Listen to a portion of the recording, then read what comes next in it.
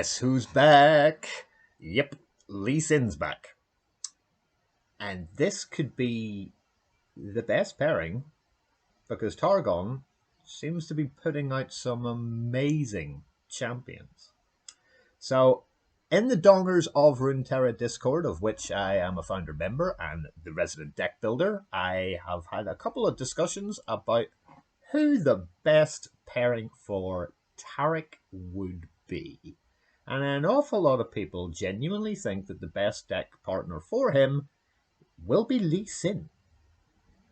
So I made a deck. And this is my Lee Sin Taric deck. And let's go through it, shall we? So, we have 28 Targon cards and 12 Ionia. And this, I haven't tested yet. But the decks that I've made so far are doing pretty well. They're being well received on YouTube and well received on our Discord. So let us just get into the deck altogether. So I knew that people wanted a Taric deck. And here is Taric. The long-haired hippie that he is. He's a support. So a bit like Lulu, for instance. Give me and my supported ally tough this round. Now, he has only got a 2-4 stat line, but that means he can't get excited. You would need to double Mystic Shot him, all that sort of stuff. But the fact that when you throw him out, then you're going to have to do like a thermal beam for 5 on him to kill him is ridiculous.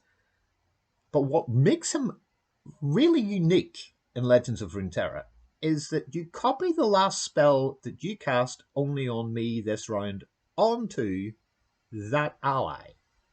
And it can't be copied again.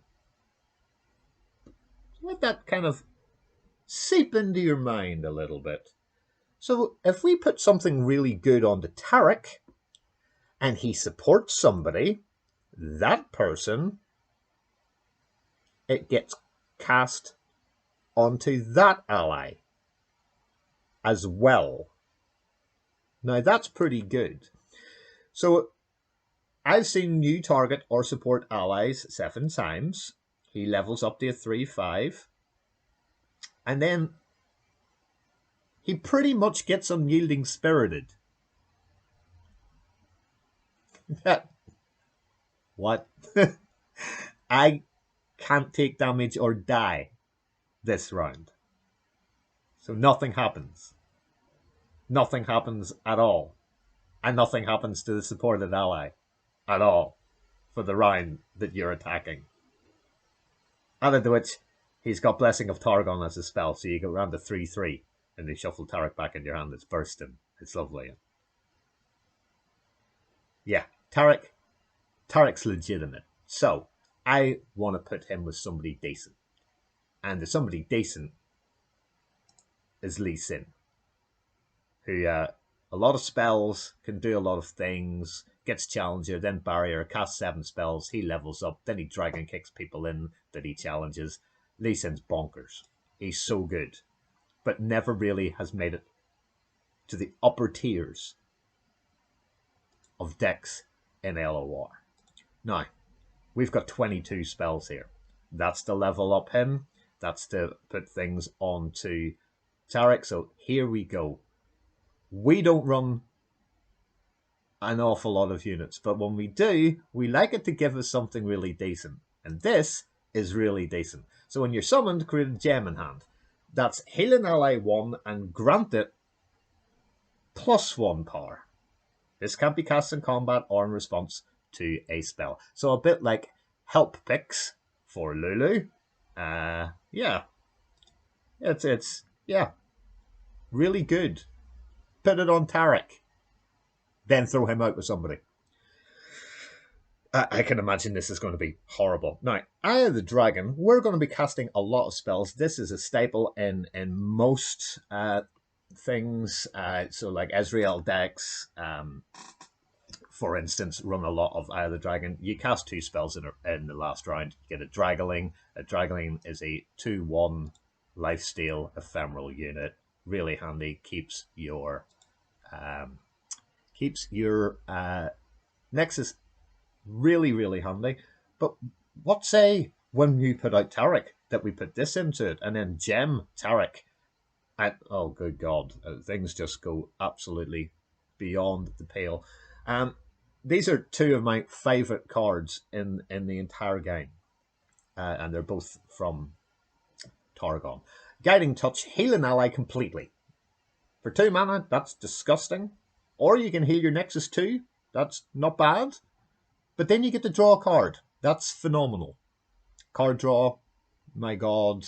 We all need to sit and realize just how good card draw is in any card game. You probably know this already, but the fact that we're combining Guiding Touch with Pale Cascade is give an ally +2/+1 this round. Put that onto Taric. That's really, really good. But let's say you played something like a Gift Giver first, which then allows you to Nightfall the Pale Cascade, which is then you're drawing another card, plus a 2/1, putting that onto Taric, which then gets put onto his supported ally. Yeah, you can see where we're going here.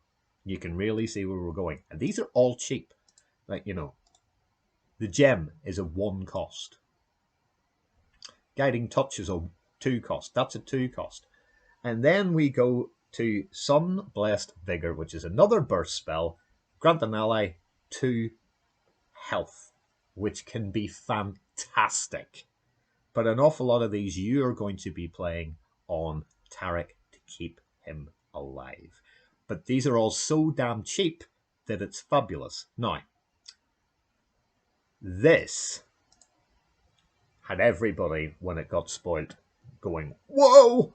Spell Shield is just brilliant. That means that the first, we'll just read it, shall we? Negates the next enemy spell or skill that would affect me. If somebody puts down a thermal beam or a Dial-Faced or but something, like a glimpse from beyond, something horrible that you don't want it to happen. For 3 mana, you put this in front of it and you give an ally Spell Shield, which literally puts a bubble around your character, and it doesn't work. It just doesn't work. Spell Shield literally goes, take your spell and put it where the sun doesn't shine on a rainy day. That ain't happening. And there are so many units in Targon have Spell Shield. I thought 3 of these. I mean, look at this. It's a common card. 3 of them. Get 3 of them. You need 3 of them. Added to which, this one had an awful lot of people going, oh my God, what? I'm only running 1. And I can see an awful lot of tier 1 decks running just 1. Because it's a fleeting burst spell. You silence a unit this round. If you're against Lulu and she's doing all her ridiculous things, no, stop. You're not doing it. Added to which you then get another one, which is fleeting. So it redoes itself. It's fantastic. We have seen cards like this in the game already, but not as powerful as this. You're up against Shadow Wilds and they've got a Neverglade Collector. Fine. Boom. They go out. You hush it. They all die. They don't get any pings against your Nexus. They aren't healing their own because they're draining stuff. Good night. That round emptied.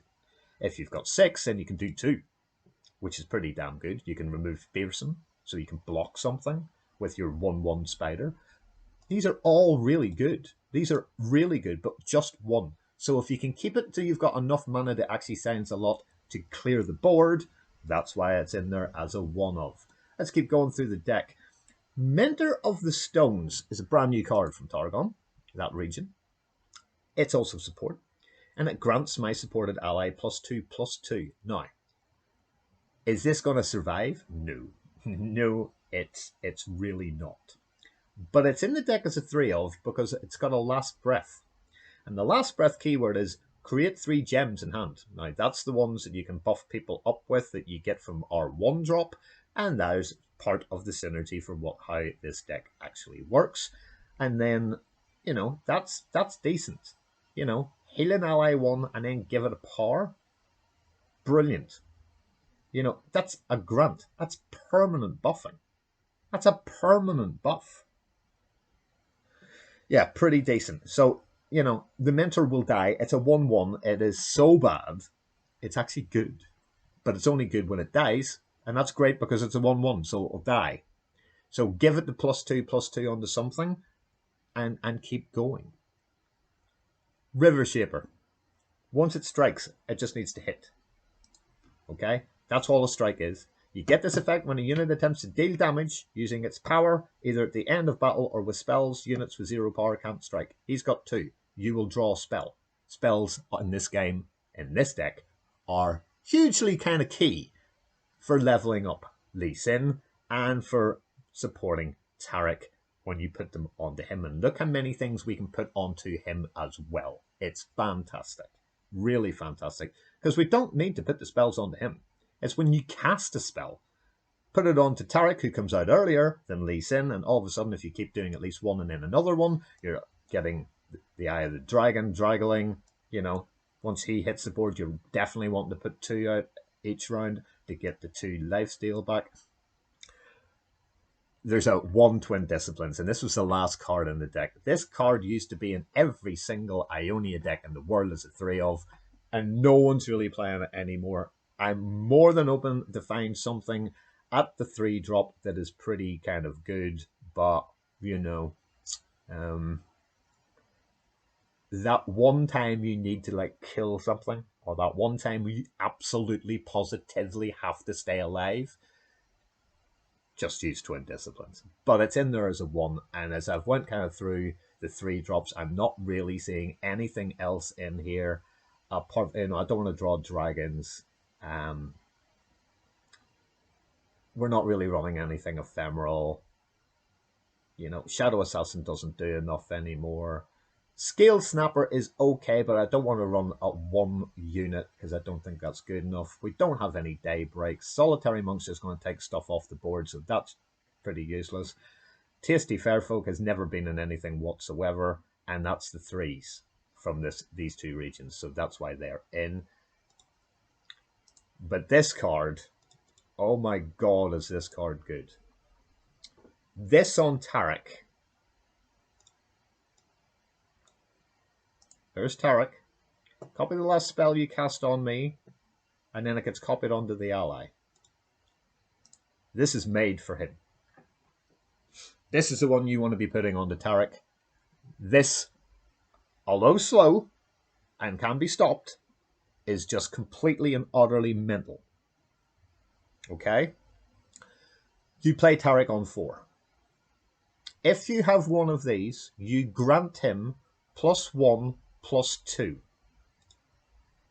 He is now a 3/6 unit. The person he's supporting is also getting that done. If that isn't good enough, he gets Overwhelm. And if you play Daybreak, you draw another Zenith Blade. And you can do it again.